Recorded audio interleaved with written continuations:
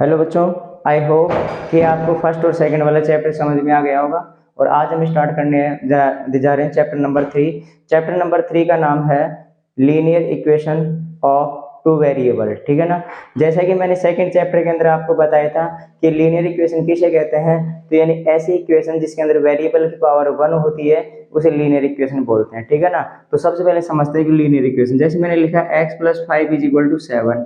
अब यहाँ पे देखो वेरिएबल x है और x की पावर 1 है, तो यानी इसे बोलेंगे लीनियर इक्वेशन। लेकिन हमारे चैप्टर का नाम है linear equation in two variable, यानी इसके अंदर कितने वेरिएबल आएंगे, 2 वेरिएबल। ठीक है ना। तो मैं 2 वेरिएबल का लिखता हूँ, जैसे मैंने लिखा x + 4 = 5। अब यहाँ पे देखिए, यानी सबसे पहले तो ये लीनियर इक्वेशन है क्योंकि यहाँ पे वेरिएबल की पावर कितनी है, 1। ठीक है ना। और कितने वेरिएबल है, 2। तो यानी हमारे चैप्टर का नाम यही है कि linear equation in two variable. और लीनियर इक्वेशन भी कितनी आएगी, 2, यानी पूरी की पूरी पेयर में आएगी। ठीक है ना। अब जैसे मैंने लिखा 2x + 4y + 6 = 0, और एक लिखा मैंने 3x + 5y - 8 = 0। ठीक है ना। अब यानी ये दोनों की दोनों पेयर के फॉर्म में, और यानी यहाँ पे वेरिएबल कितने हैं, 1 2। तो यानी 2 वेरिएबल का और लीनियर इक्वेशन हो गया। ठीक है ना। तो चैप्टर का नाम क्यों पड़ा, क्योंकि यानी इसके अंदर देखो यानी 2 पेयर आते हैं और यानी वेरिएबल भी कितने आते हैं, 2। ठीक है ना। तो pair of linear equation in 2 variable. अब देखो 2 वेरिएबल या फिर 2 लीनियर इक्वेशन को सोल्व करने के कितने मेथड है, तो टोटल इसके 4 मेथड है। कितने मेथड है, 4। ठीक है ना। तो सबसे फर्स्ट वाला मेथड आता है ग्राफिकल मेथड। सबसे फर्स्ट मेथड आता है ग्राफिकल मेथड, ग्राफिकल मेथड। ठीक है। और सेकंड वाला मेथड आता है सब्स्टिट्यूशन मेथड। कौन सा आता है, सब्स्टिट्यूशन, सब्स्टिट्यूशन मेथड। और थर्ड वाला मेथड हमारे पास आता है elimination method, elimination method, elimination method, elimination method. साथ के साथ लिखते चलिएगा यदि आप फ्री हो तो, ठीक है ना, नहीं तो समझते चलना, बाद में लिख लेना। और फोर वाला मेथड आता है cross multiple method, cross multiple method. ठीक है ना, क्रॉस मल्टीपल मेथड। तो देखिए कोई भी, जैसे मान लो हमारे पास कोई लीनियर इक्वेशन होगी। अब जैसे यानी हमारे पास कोई भी लीनियर इक्वेशन है a1x + b1y + c1 = 0, और दूसरी इक्वेशन है a2x + b2y + c2 = 0। अब इन दोनों लीनियर इक्वेशनों को सोल्व करने के लिए यानी जब इन दोनों यानी इक्वेशनों को सोल्व करेंगे और x और y की वैल्यू निकालने के लिए कितने मेथड होते हैं, टोटल 4 मेथड। सबसे पहला मेथड आता है ग्राफिकली मेथड, सेकंड मेथड आता है सब्स्टिट्यूशन मेथड, और थर्ड वाला आता है एलिमिनेशन मेथड, और फोर्थ वाला आता है क्रॉस मल्टीपल मेथड। ठीक है ना। अब आपके यहाँ से तो आएगा यानी एक क्वेश्चन 6 मार्क्स का, कितने मार्क्स का आएगा, 6 मार्क्स का, और इन दोनों में से आएगा 1 मार्क्स का क्वेश्चन। ठीक है ना। और आपके सिलेबस में क्रॉस मल्टीपल मेथड पिछले साल था, लेकिन इस बार क्रॉस मल्टीपल मेथड हटा दिया गया। ठीक है ना। तो बहुत इजी चैप्टर है, ध्यान से समझेंगे। मैं पूरा चैप्टर यानी बेसिक से लेके हाई लेवल तक कराऊंगा, और लास्ट की वीडियो में मैं कराऊंगा कि एग्जाम में घुमा के क्वेश्चन कैसे आ सकता है। ठीक है ना। तो यहाँ तक देखिए, सबसे पहले तो यानी लीनियर इक्वेशन की आती किस फॉर्म में होती है, a1x + b1y + c1 = 0, और सेकंड वाली होती है a2x + b2y + c2 = 0। ठीक है ना। अब इन दोनों लीनियर इक्वेशन को सोल्व करने के कितने मेथड है, 4 मेथड है। सबसे पहला मेथड आता है ग्राफिकली मेथड, सेकंड आता है सब्स्टिट्यूशन मेथड, और थर्ड वाला आता है एलिमिनेशन मेथड, और फोर्थ वाला आता है क्रॉस मल्टीपल मेथड। चलो यहाँ तक लिखो, फिर आगे समझाते हैं। अब देखो आगे, अब आपके क्वेश्चन या तो डायरेक्ट सीधा का सीधा लीनियर इक्वेशन दे देगा। यदि हमारे पास लीनियर इक्वेशन आ गई तो हम सीधा का सीधा, जैसे मान लो ग्राफिकल मेथड का यूज करेंगे तो ग्राफिकल मेथड से ग्राफ बना के सोल्व कर लेंगे, सब्स्टिट्यूशन करेंगे तो सब्स्टिट्यूट करके और एलिमिनेट करके यानी इनका सॉल्यूशन निकाल देंगे। यदि मान लो हमारे पास क्वेश्चन में लैंग्वेज वाला क्वेश्चन आ जाए, तो लैंग्वेज वाले क्वेश्चनों की सबसे पहले इक्वेशन कैसे बनाते हैं यानी वो चीज समझते हैं। ठीक है ना। तो सबसे देखो यानी सबसे पहला आता है, यदि मान लो हमारे पास एग्जाम में ऐसे बोले कि मान लो यानी कोई भी क्रिकेट टीम में यदि यानी हम ला रहे हैं बैट और बॉल, क्या ला रहे हैं, बैट और बॉल। अब हमारे पास क्वेश्चन में ऐसे आएगा कि यदि 3 बैट यानी 3 बैट और 5 बॉल की प्राइस यदि 35 रुपए है, और ऐसे यदि 5 बैट और 4 बॉल की प्राइस यानी 4 बॉल की प्राइस 400 है, तो बताओ प्रत्येक बैट और प्रत्येक बॉल की प्राइस कितनी होगी। दोबारा सुनो क्वेश्चन। अब हमारे पास क्वेश्चन मान लो यानी ऐसे आ गया कि मान लो यानी जैसे हम किसी दुकान के ऊपर बैट और बॉल खरीदने जाते हैं और दुकानदार से पूछते हैं कि बताओ कि बैट और बॉल कितने हैं, तो दुकानदार हमें बताता है कि 3 बैट और 5 बॉल की प्राइस 350 रुपए है, और 5 बैट और यदि 4 बॉल खरीदोगे ना तो 400 रुपए प्राइस है। तो यानी इन दोनों की लीनियर इक्वेशन कैसे बनेगी? तो सबसे पहले मैं मान लूंगा, देखो हमारे पास बैट और बॉल की फिक्स प्राइस नहीं है ना, तो सबसे पहले मैं फिक्स प्राइस मान लूंगा कि मान लेते कि भाई एक बैट की प्राइस x रुपए है। यदि एक बैट की प्राइस x रुपए तो 3 बैट की प्राइस कितनी होगी? 3x। और एक बॉल की प्राइस को मान लूंगा y रुपए, तो 5 बॉल की प्राइस कितनी हो जाएगी? 5y। ठीक है ना। अब दोनों को प्लस करूंगा तो हमारे पास कितना आएगा? टोटल 350 रुपए। अब एक बैट की प्राइस x रुपए थी तो 5 की कितनी हो जाएगी? 5x। और एक बॉल की प्राइस y रुपए थी तो ये सॉरी यहाँ यानी एक बॉल की प्राइस y रुपए थी तो 4 बॉल की प्राइस कितनी हो जाएगी? 4y। और दोनों को प्लस कर दूंगा तो टोटल प्राइस कितनी दे रखी है हमारे पास? 400। यानी ये आ जाएगा इक्वेशन नंबर फर्स्ट और ये आ जाएगा इक्वेशन सेकंड। अब यदि इसी प्रकार मैं ऐसे बोलूं कि हमारे पास मान लो पेन दे रखा है और पेंसिल दे रखा है, ठीक है ना। अब यदि एक पेंसिल, यदि मैं ये बोलूं कि एक पेंसिल और 3, देखो एक पेन और 3 पेंसिल का प्राइस 15 रुपए है, ठीक है ना। और यदि हम 2 पेंसिल खरीदे और 5 पेन खरीदे तो यानी इसकी प्राइस है 22, ठीक है ना। तो यानी इनकी इक्वेशन बनानी है। तो सबसे पहले मान लेंगे कि भाई एक पेन की प्राइस x रुपए है और एक पेंसिल की प्राइस कितनी है? y रुपए। यदि एक पेन x रुपए का आता है तो यानी ये तो आ जाएगा x, और एक पेंसिल यदि y रुपए की आती है तो 3 पेंसिल कितने की आएगी? 3y की। और दोनों को प्लस करेंगे तो टोटल कितना आएगा? 15। अब एक पेन x रुपए का आता है तो 2 पेन कितने के आएंगे? 2x के। और एक पेंसिल y रुपए की आती है तो 5 पेंसिल कितने की आएगी? 5y की। और दोनों को प्लस कर देंगे तो कितना आ जाएगा?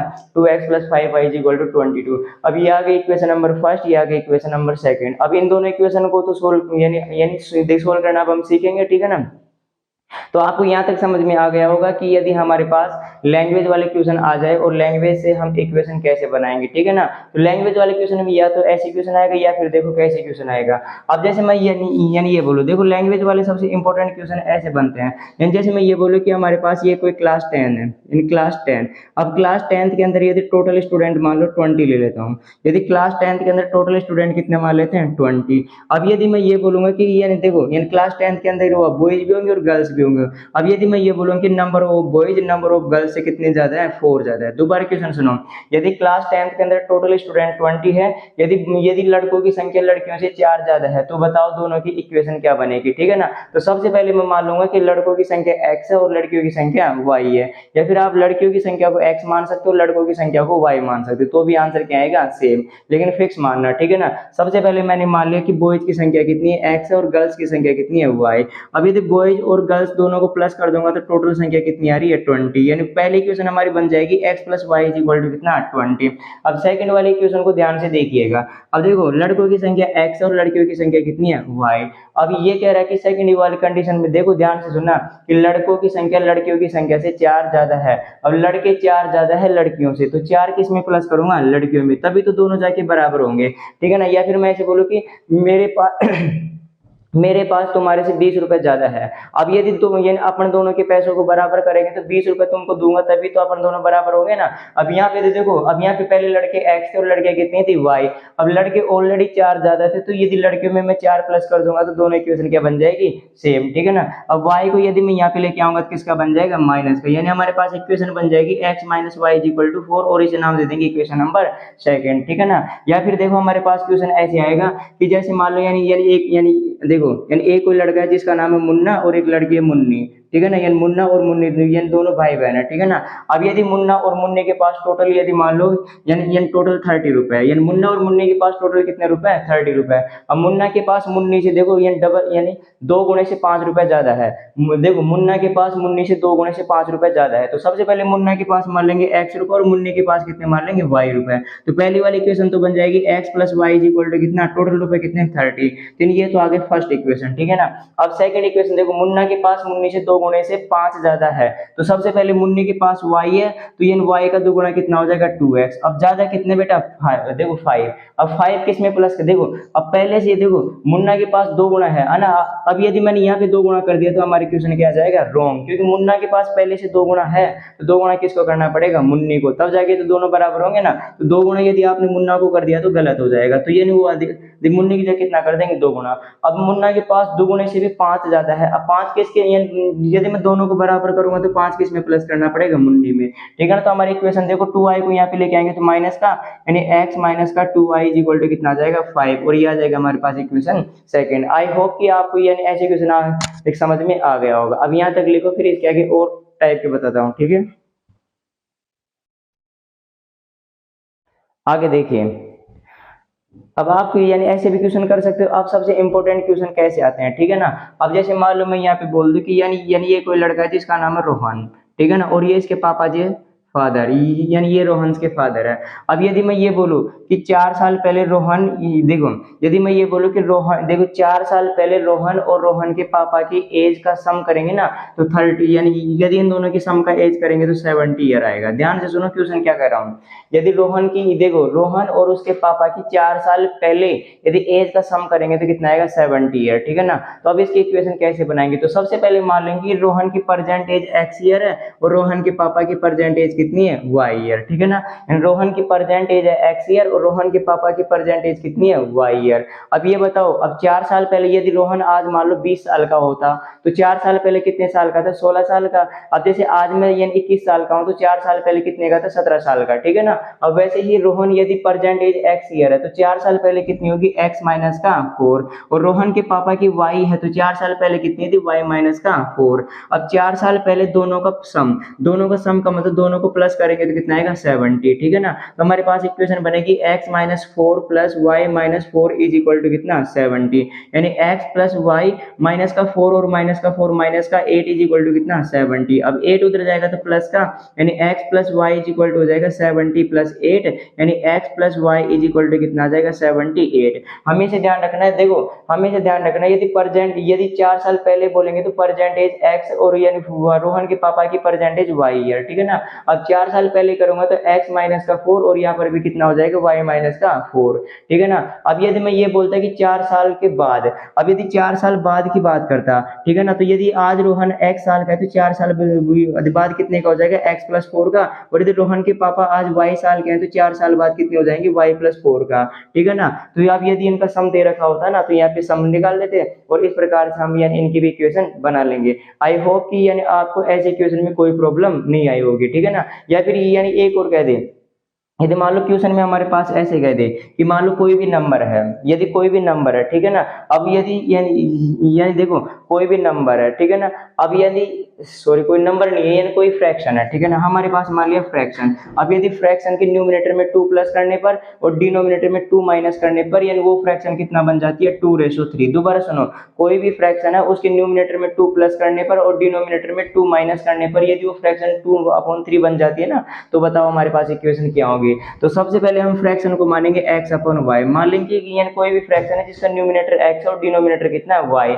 अब यदि दोनों में 2 कम करूंगा, ये न्यूमिनेटर में भी 2 कम कर दिया और न्यूमिनेटर में 2 प्लस कर दिया और डिनोमिनेटर में कितना माइनस कर दिया, 2। तो फ्रैक्शन हमारी कितनी बन जाती है, 2/3। और हमेशा ध्यान रखना 2/3 को कैसे लिख सकते हैं, 2/3, यानी यहाँ पे आ जाएगा 2/3। अब इनको क्रॉस मल्टीप्लाई करेंगे, यानी 3 देखो x प्लस 2 से मल्टीप्लाई होगा और 2 से मल्टीप्लाई होगा y माइनस 2 से, ठीक है ना। अब 3 को x से मल्टीप्लाई करेंगे 3x, फिर यहाँ पे आ जाएगा प्लस 3 को 2 से करेंगे 6 और 2 को y से करेंगे 2y माइनस 2 2 जा 4। अब 2y को यहाँ पे लेके आएंगे, 6 को उधर ले जाएंगे, तो 3x और माइनस का 2y is equal to minus का 4 माइनस का 6, यानी आ जाएगा 3x माइनस का 2y is equal to minus का 10। आई होप कि यानी आपको ऐसे क्वेश्चन समझ में आ गए होंगे। और इसके आगे यानी हम बुक के क्वेश्चन जो ही सोल्व करेंगे ना, आप यदि ये चीज आपको समझ में नहीं आए तो घबराना नहीं है, ठीक है ना।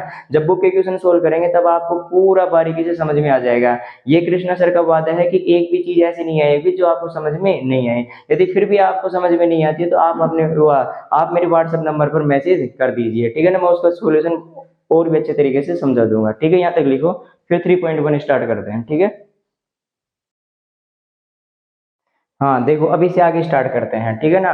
तो हम ये लीनियर इक्वेशन बनाना समझ गए, अब हम समझेंगे लीनियर इक्वेशन को सोल्व करना। तो लीनियर इक्वेशन को सोल्यूशन करने के लिए कितने मेथड है, 4 मेथड है। सबसे पहला मेथड है graphically method, substitution method, elimination method, cross multiple method. तो सबसे पहला समझते हैं ग्राफिकली मेथड। देखिए सबसे पहले समझते हैं ग्राफिकली मेथड, यानी ग्राफिकली मेथड, ग्राफिकली मेथड, ठीक है ना। बहुत आसान मेथड है, समझिएगा, ठीक है, ध्यान से देखिएगा। तो सबसे पहले हमारे देखो, सबसे पहले ये बताओ ना कि कोई भी इक्वेशन किस फॉर्म में होती है, यानी a1x plus b1y plus c1 is equal to 0। और सेकेंड इक्वेशन होती है a2x plus b2y plus c2 is equal to 0। अब आपको यहाँ पे ध्यान देना होगा, यानी a1 की वैल्यू क्या होगी, b1 की वैल्यू क्या होगी, c1 की वैल्यू क्या होगी। यदि आपको नहीं आता तो ध्यान से देखिए क्या होगी। देखिए जैसे मैंने लिखा 2x plus 5y plus 6 is equal to 0 और एक इक्वेशन लिखी 3x माइनस का 4y माइनस का 9 इज इक्वल टू 0। अब यहाँ पे देखिए सबसे पहले हमारे पास इक्वेशन किस फॉर्म में होती है, a1x plus b1y plus c1 is equal to 0 और सेकंड वाली होती है a2x plus b2y plus c2 is equal to 0। अब यहाँ पे देखिए दोनों के कंपैरिजन कीजिए, यानी a1 की जगह कितना है 1, तो यानी a1 की वैल्यू कितनी आएगी 2 और b1 की जगह कितना है यहाँ पे 5, तो b1 की वैल्यू कितनी आएगी 5 और c1 की जगह कितना है 6, तो c1 की वैल्यू कितनी आ गई 6 है। अब यहाँ पे देखिए a2 की जगह कितना है 3, तो यानी a2 की वैल्यू आ गई 3, लेकिन यहाँ पे देखो अधिकतर बच्चे यहाँ पे गलती करेंगे, तो b2 की जगह 4 नहीं है माइनस का 4 है, तो b2 की वैल्यू कितनी आ गई माइनस का 4 और c2 की वैल्यू यहाँ पे माइनस का 9 है ना, तो c2 की वैल्यू कितनी आ गई माइनस का 9, ठीक है ना। अब ये यहाँ जैसे यानी एक और इक्वेशन लिखो, जैसे मैंने लिखा 2x माइनस का 3y माइनस का 5 इज इक्वल टू 0 और 6x माइनस का 4y माइनस का 10 इज इक्वल टू 0। अब यहाँ पे बताओ यानी a1 a2 यानी b1 b2 c1 c2 की वैल्यू क्या आएगी, तो सबसे पहले देखिए यानी a1 की वैल्यू कितना है 2, तो यानी a1 की वैल्यू 2, b1 की वैल्यू कितना है माइनस का 3, तो माइनस का 3 और c1 की वैल्यू कितना है माइनस का 5, तो c1 की वैल्यू आ गई माइनस का 5। अब यहाँ पे देखिए यहाँ पे यानी a2 की वैल्यू है 6 और b2 की वैल्यू कितनी है माइनस का 4 और c2 की वैल्यू कितनी है माइनस का 10, ठीक है ना। अब यानी यहाँ तक आप निकाल दोगे। अब यानी एक और देखिए, यदि हमारे पास मान लो इक्वेशन ऐसी आ जाए कि 2x plus 5y is equal to 6 है, ठीक है ना, और यानी एक इक्वेशन आ जाएगी 2x माइनस का 5y is equal two plus का 4। अब यहाँ पे क्या होगी a1, तो सबसे पहले देखिए हमारी लीनियर इक्वेशन यानी इस फॉर्म में होती है a1x plus b1y plus c1 is equal to 0। तो सबसे पहले यहाँ पे 0 बनाने के लिए 6 को इधर लाऊंगा और 4 को भी इधर लेके आऊंगा, तो यहाँ पे देखिए 2x प्लस 5y तो ऐसे कैसे, और 6 को यहाँ पे लेके आऊंगा तो माइनस का 6 इज इक्वल टू 0 और 4 को यहाँ पे लेके आऊंगा ना तो 3x माइनस का 5y माइनस का 4 इज इक्वल टू कितना हो जाएगा 0। अब यहाँ पे देखिए फर्स्ट इक्वेशन से हमारे पास a1 की वैल्यू आ गई 2 और b1 की वैल्यू आ गई 5 और c1 की वैल्यू आ गई माइनस का 6 और a2 की वैल्यू आ गई 3 और b2 की वैल्यू आ गई माइनस का 5 और c2 की वैल्यू आ गई माइनस का 4। आई होप कि भाई देखो यानी ये निकालना बहुत सिंपल है ना, तो शायद आ गया होगा आपको समझ में, ठीक है ना। अब जैसे मैं यानी कोई एक और निकालता हूँ, ठीक है ना।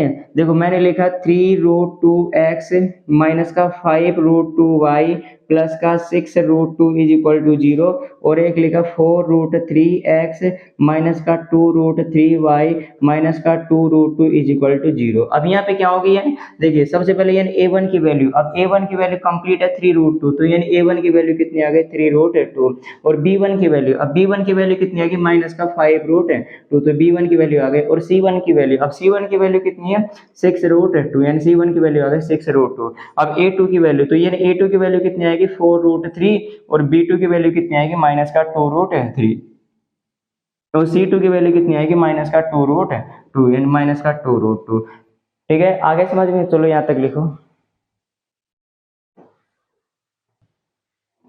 अब देखिए अब यहाँ से हम यानी a1 a2 b1 b2 और c1 c2 की वैल्यू निकाल लेंगे। अब इनका करेंगे कंपैरिजन, तो यदि इनका कंपैरिजन करेंगे ना 3 कंडीशन आएगी। कंडीशन नंबर फर्स्ट क्या आएगी, शायद हो सकता है कि a1 अपॉन a2 का रेशो और b1 अपॉन b2 का रेशो सेम नहीं हो। पहली कंडीशन क्या होगी, यदि a1 अपॉन a2 और b1 अपॉन b2 का रेशो सेम नहीं हो। यदि ऐसी कंडीशन दे रखी होगी ना तो हमारे पास ग्राफ कैसी बनेगी, देखो पहले देख लो, बाद में ग्राफ बना के हम प्रूव करेंगे कि ग्राफ ऐसी बनती है कि नहीं बनती।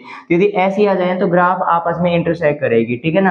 अब जैसे मान लो यानी ये हमारे पास फर्स्ट वाली इक्वेशन है a1x plus b1y plus c1 is equal to 0 और ये हमारे पास सेकंड वाली इक्वेशन है यानी a2x plus b2y plus c2 is equal to 0, ठीक है ना। और ये तो आप बच्चों जैसी चीज जानते हो कि यानी ये वाला x एक्सिस यानी x एक्सिस और ये वाला x कौन सा होता है y एक्सिस, ठीक है ना। यानी इसे बोलेंगे x और इसे बोलेंगे x डैश, इसे बोलेंगे y और इसे क्या बोलेंगे y डैश, ठीक है ना। अभी ये जहां पर यानी इंटरसेक्ट करते हैं ना उस पॉइंट को बोलते हैं इंटरसेक्टिंग पॉइंट। कौन सा पॉइंट बोलेंगे, इंटरसेक्टिंग पॉइंट, यानी ये पॉइंट हो गया हमारे पास इंटरसेक्टिंग पॉइंट, ठीक है ना। तो देखिए फर्स्ट वाली कंडीशन क्या आती है, यदि a1 upon a2 is not equal b1 upon b2, तो यानी इस कंडीशन में ग्राफ दोनों क्या करेगी, यानी किसी एक पर्टिकुलर पॉइंट पर क्या करेगी, इंटरसेक्ट है। और जिस पर्टिकुलर पॉइंट पर ये ग्राफ इंटरसेक्ट करती है वहां पे x और y की वैल्यू होती है, ठीक है ना। अब यहाँ पे इंटरसेक्ट करेगी तो यहाँ से यदि x की वैल्यू देखेंगे तो यहाँ पे जो वैल्यू आएगी वो x की वैल्यू और यहाँ पर जो वैल्यू आएगी किसकी वैल्यू आएगी y की की वैल्यू।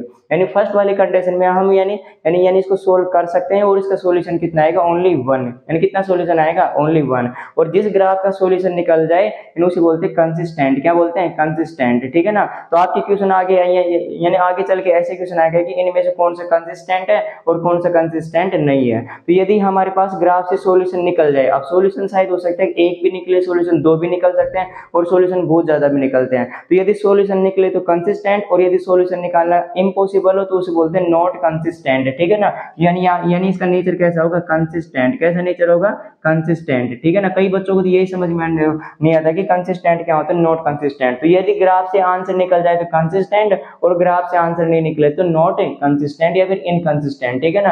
अब फर्स्ट वाली कंडीशन समझ ली हमने, अब सेकंड वाली कंडीशन के बारे में विचार करते हैं, ठीक है ना। अब सेकंड कंडीशन क्या कहती है, देखो यानी a1/a2 की वैल्यू तो सेम हो b1/b2 के, यानी दोनों वैल्यू तो सेम हो लेकिन c1/c2 इन दोनों के इक्वल नहीं हो। दोबारा सुनिए, यदि a1/a2 का रेशो निकालेंगे और b1/b2 का रेशो निकालेंगे तो ये दोनों तो सेम आएगा लेकिन डज नॉट इक्वल c1/c2 का रेशो, ठीक है ना। अब यहाँ पे देखिए, ठीक है ना। अब यदि इसकी ग्राफ बनाएंगे तो यानी ग्राफ कुछ इस प्रकार बनेगी, ठीक है ना। यानी हमारे पास ग्राफ बनेगी पैरेलल, यानी ग्राफ कैसे बनेगी, पैरेलल। और कोई भी जब दो पैरेलल लाइन होती है ना तो वे लाइन कभी भी एक दूसरे को टच नहीं करेगी, और जब लाइन एक दूसरे को इंटरसेक्ट या फिर टच नहीं करती तो वहां पे यानी वैल्यू निकालना इम्पॉसिबल है, ठीक है ना। यानी इस वाले ग्राफ से हमारे पास x और y की वैल्यू कभी भी नहीं निकलेगी, और यदि वैल्यू नहीं निकलती ना तो यानी इसे बोलते हैं इनकंसिस्टेंट या फिर नॉट कंसिस्टेंट। यानी इसका आंसर आएगा इनकंसिस्टेंट, ठीक है ना। और इसका आंसर आएगा कैन नॉट फाइंड, यानी कैन नॉट फाइंड, यानी वैल्यू कैन नॉट फाइंड, यानी C and D can not determine, या फिर इनके वैल्यू को डिटरमाइन नहीं कर सकते, ठीक है ना। अब ये हमारे पास फर्स्ट वाली इक्वेशन आ जाएगी a1x + b1y + c1 = 0, और ये आ जाएगा हमारे पास a2x + b2y + c2 = कितना, 0, ठीक है ना। अब थर्ड वाली कंडीशन देखिए, अब यानी कंडीशन नंबर थर्ड के अंदर देखिए, यानी a1/a2 और इज इक्वल है b1/b2 इक्वल है c1/c2, ठीक है ना। यदि ये तीनों की वैल्यू तीनों के बराबर सेम हो तो इस कंडीशन में ग्राफ दोनों ग्राफ एक दूसरे के ऊपर ओवरलैप होगी, यानी इस कंडीशन में ग्राफ कुछ इस प्रकार बनेगी, देखिएगा ध्यान से, ठीक है ना। देखिए ये हमारी फर्स्ट वाली ग्राफ है, ठीक है ना। यानी फर्स्ट वाले क्वेश्चन का नाम लिखा है a1x + b1y + c1 = 0। अब ये जो ग्राफ सेकंड बनेगी ना वो भी सेम इसी के ऊपर इसी पाथ को फॉलो करेगी, ठीक है ना। यानी सेकंड वाली ग्राफ यानी a2x + b2y + c2 = 0। अब इसके अंदर देखो कितने सॉल्यूशन निकलेंगे, यहाँ पर भी सॉल्यूशन, यहाँ पर भी सॉल्यूशन, यहाँ पर भी, यहाँ पे, यानी इस ग्राफ के प्रत्येक बिंदु पर x और y की वैल्यू निकलेगी, ठीक है ना। प्रत्येक बिंदु पर x और y की वैल्यू निकलेगी तो यानी इसमें मैनी सॉल्यूशन आएंगे, तो इसका आंसर हो जाएगा मैनी सॉल्यूशन। क्या आंसर आ जाएगा, मैनी सॉल्यूशन, ठीक है ना। और ये कंसिस्टेंट करेगी, यदि x और y की वैल्यू निकले तो उसे बोलते हैं कंसिस्टेंट। क्या बोलते हैं, कंसिस्टेंट, यानी x और y की वैल्यू निकलेगी और आंसर क्या आएगा, कंसिस्टेंट।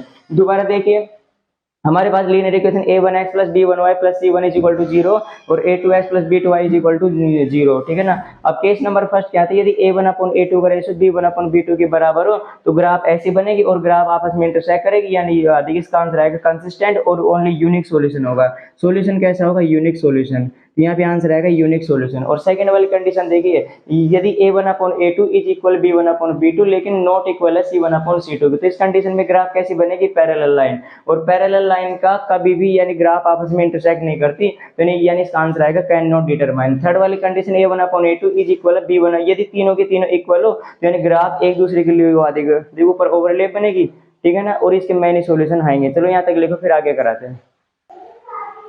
अब देखिए, अब हम स्टार्ट करने जा रहे हैं 3.1। तो 3.1 का फर्स्ट क्वेश्चन है कि यानी यहाँ पे यानी कुछ स्टेटमेंट लिख रखी है, उसको यानी ग्राफिकल मेथड के द्वारा सोल्व करना है। अब देखिए मैं क्वेश्चन लिखूंगा तो आपके पास बुक है तो मैं क्वेश्चन कैसे बोल रहा हूँ। क्वेश्चन नंबर फर्स्ट ये कह रहा है 3.1 का क्वेश्चन नंबर फर्स्ट का फर्स्ट है, उसके अंदर दो क्वेश्चन है। तो यानी क्वेश्चन नंबर फर्स्ट का फर्स्ट क्या कह रहा है कि क्लास 10th के स्टूडेंट है वो किसी क्विज के अंदर पार्टिसिपेट करते हैं। अब क्लास 10 के अंदर टोटल 10 स्टूडेंट दे रखे हैं, ठीक है ना। तो ये मान लिया हमारे पास क्लास 10 है, ठीक है ना, यानी क्लास 10th। अब क्लास 10th के अंदर टोटल स्टूडेंट कितने हैं, तो टोटल स्टूडेंट है 10। तो अब देखिए टोटल स्टूडेंटों में देखिए गर्ल्स भी दे रखी है और यहाँ पे बॉयज भी दे रखे हैं। अब ये कह रहा है क्वेश्चन में कि number of girls number of boys से 4 ज्यादा है, यानी लड़कियों की संख्या लड़कों की संख्या से कितनी ज्यादा है, 4 ज्यादा है। तो सबसे पहले देखिए पहला वाला क्वेश्चन, तो सबसे पहले मान लेंगे कि नंबर ऑफ गर्ल्स कितनी है x और नंबर ऑफ बॉयज कितने हैं y, ठीक है ना। अब यदि ये गर्ल्स और बॉयज को प्लस करूंगा तो टोटल आंसर कितना आएगा 10। तो फर्स्ट वाली क्वेश्चन तो हमारे पास बिल्कुल आसान तरीके से बन गई कि यानी नंबर ऑफ गर्ल्स x और नंबर ऑफ बॉयज कितना y और x plus y equal to कितना जाएगा 10।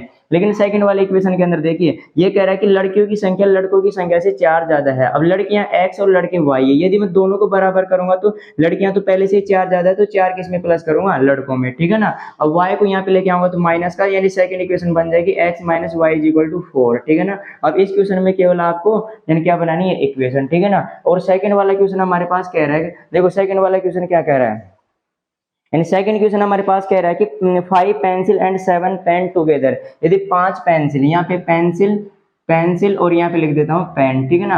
अब 5 पेन यानी 5 पेंसिल और 7 पेन यदि एक साथ खरीदते हैं तो 50 रुपए कॉस्ट है, ठीक है ना। और आगे कह रहा है कि यदि 7 पेंसिल और 5 पेन एक साथ खरीदे तो 46 रुपए है। तो यानी इनकी यानी क्या बनानी है, इक्वेशन, ठीक है ना। तो ध्यान से देखो, सबसे पहले ये कह रहा है कि नंबर ऑफ पेंसिल, यदि मैं किसी दुकान के पास जाता हूँ और दुकानदार से बोलता हूँ कि मुझे 5 पेन, यानी दुकानदार से पूछता हूँ कि बताओ पेंसिल यानी आपके पास पेन और पेंसिल कैसे हैं, तो दुकानदार ऐसे कहता है कि यदि 5 पेंसिल और 7 पेन खरीदोगे तो 50 रुपए देने पड़ेंगे और यदि 7 पेंसिल और 5 पेन खरीदोगे तो आपको 46 रुपए देने पड़ेंगे। तो यानी इनकी इक्वेशन कैसे बनाएंगी, अब मैं मान लूं कि भाई एक पेंसिल x रुपए की आएगी और एक पेन कितने रुपए का आएगा, y रुपए का। यानी हम यानी देखिए यानी मैंने मान लिया कि यानी 1 pencil is equal to x rupees और 1 पेन इज इक्वल टू यानी 1 पेन इज इक्वल टू कितना आ जाएगा, y रुपीज। अब ध्यान से देखिएगा, यदि एक पेंसिल x रुपए की आ रही है तो 5 पेंसिल कितने आएंगे, 5x और एक पेन y रुपए का हो तो 7 पेन कितने का, 7y का। तो देखिए 5x plus 7y is equal to कितना आ जाएगा 50। और यदि एक पेंसिल यदि एक पेंसिल x रुपए की आ रही है तो 7 कितने की आ जाएगी, 7x की, और एक पेन y रुपए का आ रहा है तो 5 पेन कितने के, 5y का, और टोटल कितना आएगा 46 है। यानी ये आ जाएगी इक्वेशन नंबर फर्स्ट और ये आ जाएगी इक्वेशन नंबर सेकंड। चलो यहाँ तक लिखो, फिर इसके बाद कल